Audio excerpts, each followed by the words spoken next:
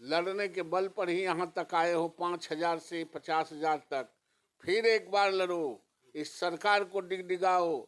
ये शिक्षक हैं तब सरकार है तब शिक्षक नहीं है। ये 21वीं सदी में बिहार को ले जाना है तो गांव गरीब के बच्चों को भी पढ़ा के कि आपको पहले से पता चल गया। 10 दिन पहले ये सरकार के मंशा पर जब शंका होती है तो लोग अपने रडार को लगाए रखते हैं। शिक्षा मंत्री तो कहीं आपको प्रश्न देंगे, राजा है वो, सबको याचक है। अरे आप समान काम के समान वेतन दे दो, क्या बढ़ाएंगे? 500 रुपया बढ़ा के आप कहते हैं हम बढ़ा देंगे। देखिए, बीजेपी एमएलसी नवल किशोर जी के साथ अभी हम बैठे हुए हैं। आपको याद होगा कि 2023 नियमावली 4 दिन पहले आई है, यानी कि 10 तारीख को नियमावली आई। उसके बाद विवादों में चल रहा है। नियोजित शिक्षक वाले जातीय जनगणना करने से मना कर दिए हैं। तमाम बिहार, पूरे बिहार की मैं बातें कर रहा हूँ। दूसरी तरफ जो 7वीं चरण शिक्षक अभ्यर्थी है, सीटेट, बीटेट, स्टेट क्वालिफाइड, वो भी अब आंदोलन 16 तारीख से करने जा रहे हैं। आपको एक चीज़ और याद होगा कि यही सर हैं जो नियमावली 10 तारीख के आई, उससे लगभग 10 दिन पहले बोले थे कि बीपीएससी की सहायता से एग्जाम लिया जाएगा। सरकार तैयारी कर रही है कि एक और एग्जाम लेगा और उसके बाद ही बहालियाँ होगी शिक्षकों की। अब पता नहीं कैसे इनको जानकारी पहले मिल गया, इतना गुप्त तरीका से नियमावली आई।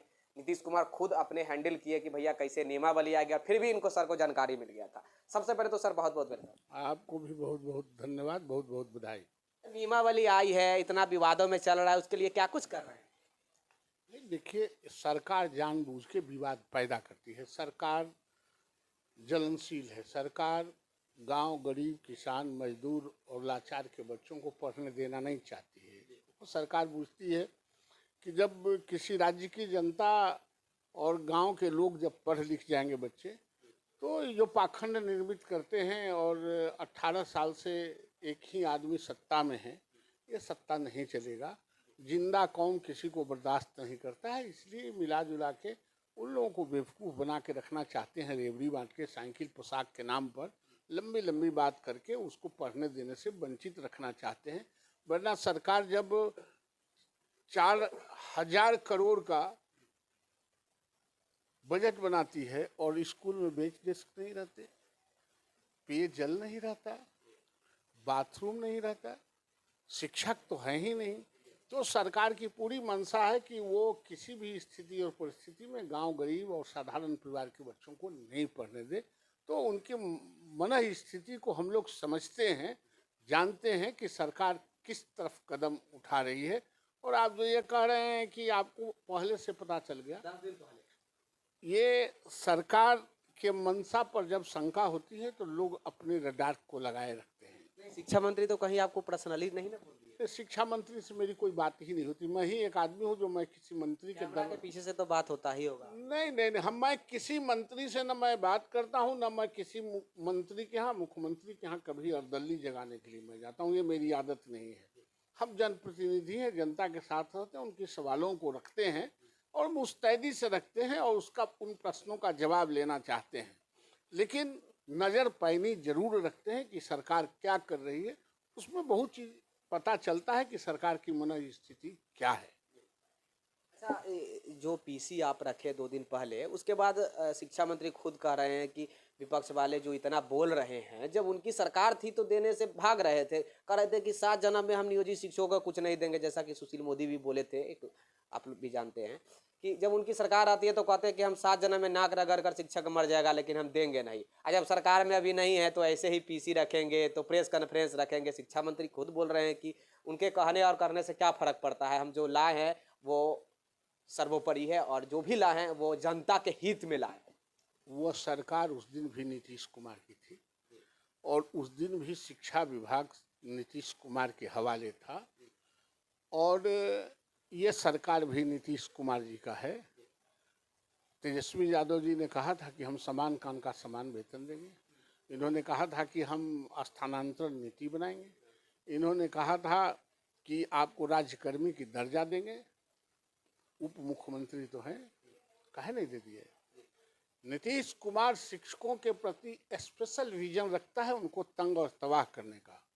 नीतीश जी जिस तरह से आज आरजेडी को कुछ नहीं समझ रहे हैं और भारतीय जनता पार्टी ही साथ में थी कि इतने शिक्षकों की बहाली हुई, वरना नीतीश कुमार देह के मैल देने वाले नहीं थे। कहाँ हुई सर? 94,000 में से मात्र 42,000 की। अरे नहीं, जो ये 3-3.5 लाख टीचर जो आए हैं नियोजित के, वो सारे टीचर हमारे, हम जब उनके सबॉर्डिनेट के रूप में थे, सरकार हमारी नहीं थी, हम सरकार के सबॉर्डिनेट थे, तब भी ये प्रेशर देके 3.5 लाख, और जो 5,000, 6,000, 7,000 में शिक्षकों की बहाली हुई थी, उसको आज यहाँ तक खींच के 40,000 और 45,000 पर जो लाए हैं, वो हमारी सरकार का देन है, और मैं लड़ने वाला हूँ। एक बार तो और नीतीश कुमार खुशखबरी देने वाले हैं। कल उन्होंने बोला, अनाउंसमेंट किया खुद स्टेज पर से कि एक बार और हम बढ़ाने जा रहे हैं। बढ़ाने क्या जा रहे हैं? वो भीख देंगे?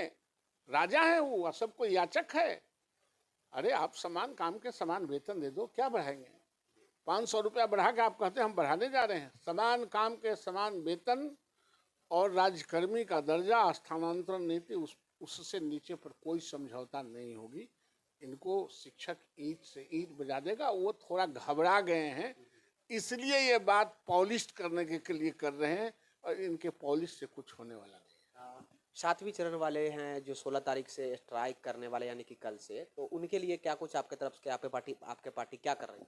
हमारी पार्टी आप देख रहे हैं, हमारी पार्टी, हम बोल रहे हैं तो हमारी पार्टी नहीं बोल रही है। हमारी पार्टी उनके साथ है जो 7वें चरण के जो अभ्यर्थी हैं, उनका वो तत्काल नियुक्ति कर ले। जो टीटी एसईटी जो उन्होंने लिया है, उसके आधार पर और जिस पर उन्होंने अधिसूचना जारी किया था, उसको पूरी तरह लागू कर लें। फिर वो बीपीएससी से लें कि यूपीएससी से लें, अगर बीपीएससी से ही लेना है तो उसको टीईटी पास करने की क्या जरूरत है? डायरेक्ट आप बीपीएससी यूपीएससी में बैठा कर ले लीजिए ना। तो ये दोहरी नीति, दोहरी चरित्र नहीं चलेगी सरकार के। उनको तत्काल नियुक्ति पत्र दे लें, उसके बाद उनको जिस तरह के नियुक्ति करना हो, university service commission, college service commission, school service commission भंग किसने किया था? नीतीश कुमार जी ने भंग किया था। हर नियुक्ति के अपने संवैधानिक संस्था थे, आपने ही भंग किया, आपने ही नियुक्ति किया, फिर आपने ही बंद किया, फिर आपने ही, कहीं हर 6 महीना पर और साल भर पर नियमावली बदलता है, और नियमावली बदलता है इस तरह से कि पीछे का भी नियमावली रहेगा और आगे का भी नियमावली रहेगा। 3-3 नियमावली से शिक्षक काम करेंगे। नीतीश कुमार जी को कुछ अधिकारी और कुछ उनका हाहा हाहा करने वाला जमात मिसगाइड करता है, और उस मिसगाइड में ये पढ़ के शिक्षकों के साथ घोर अत्याचार, अनर्थ, क्रूर मजाक जिसको कहते हैं, वो करना चाहते हैं। वो नहीं चलेगा। नियोजित शिक्षकों के लिए कुछ मैसेज? वीर भोगे वसुंधरा, जिसमें वीरता नहीं है वो इस राज्य का उपभोग नहीं कर सकता है। लड़ो, लड़ने के बल पर ही यहाँ तक आए हो, 5,000 से 50,000 तक। फिर एक बार लड़ो, इस सरकार को डिगडिगाओ।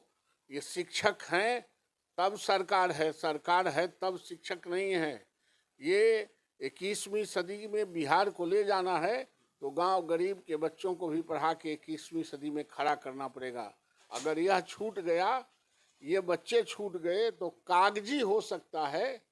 जमीन का सरजमी पर 21वीं सदी बनाने के लिए इन बच्चों को भी पढ़ाना नितांत आवश्यक है, और इन बच्चों को पढ़ाना आवश्यक है तो मान सम्मान के साथ शिक्षकों के साथ सरकार को चलना ही होगा। क्या एग्जाम को बैक करवा कर एग्जाम लेंगे? निश्चित हम एग्जाम को बैक नहीं कराना। आप जिसका एग्जाम ले लिए हैं, जो पास कर गया है, उसकी नियुक्ति करने, ये मैं नहीं, सारे लोग चाहते हैं। मैं भी यही चाहता हूं कि आप जिनको टीईटी के माध्यम से, सीटेट के माध्यम से, एसटीईटी के माध्यम से जिनको आपने नियुक्ति करने का आश्वासन दिया था और मेरिट लिस्ट बना रहे थे, आप उस मेरिट लिस्ट पर उनकी नियुक्ति कर लें।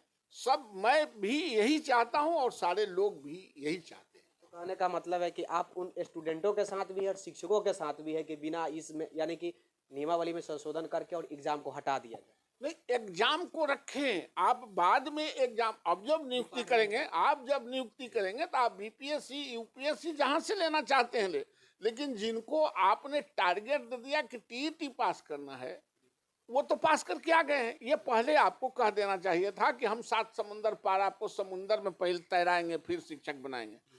तो होता क्या है कि टारगेट आप क्या देते हैं विद्यार्थियों को? विद्यार्थी टारगेट के अनुसार तैयारी करता है। तो उसके टारगेट थे टीईटी एसईटी, तो वो टारगेट पर काम किया, अब वो टारगेट पूरा कर लिया तो फिर एक टारगेट बढ़ाना चाहते हैं। इसलिए संदेह है कि सरकार नियुक्ति नहीं करना चाहती। आप उन बच्चों को जिसको 3-4 वर्षों से आप वेट करा रहे थे नियुक्ति के नाम पर, उनका नियुक्ति कर लें और नियोजित शिक्षकों को भी वही प्रायोरिटी दें जो आप नियमावली में जो समान लोगों को रखना चाहते हैं। देखिए, शिक्षक बहाली को लेकर काफ़ी लंबे समय से 4 साल से लड़ाई लड़ा जा रहा था कि नियमावली अब प्रकाशित कर दिया जाए, ताकि नियोजित शिक्षकों का अभी जो भी पेज फंसा हुआ है वो भी सॉर्ट आउट हो जाए और भविष्य में जो 7वीं चरण, 8वीं चरण, 9वीं चरण, चाहे फिर 10वीं चरण के अंतर्गत जो भी शिक्षकों की बहाली होगी वो सही प्रकार से हो पाए। लेकिन जब से नियमावली आई है ये विवादों में घिर रही है, कभी पक्ष वाले तो विपक्ष वाले हमलावर होते रहते हैं। विशेष जानकारी के लिए आप लोग अवश्य जुड़े हुए रहिएगा। कैमरामैन राजेश राज के साथ मैं विक्की गोयल, धन्यवाद।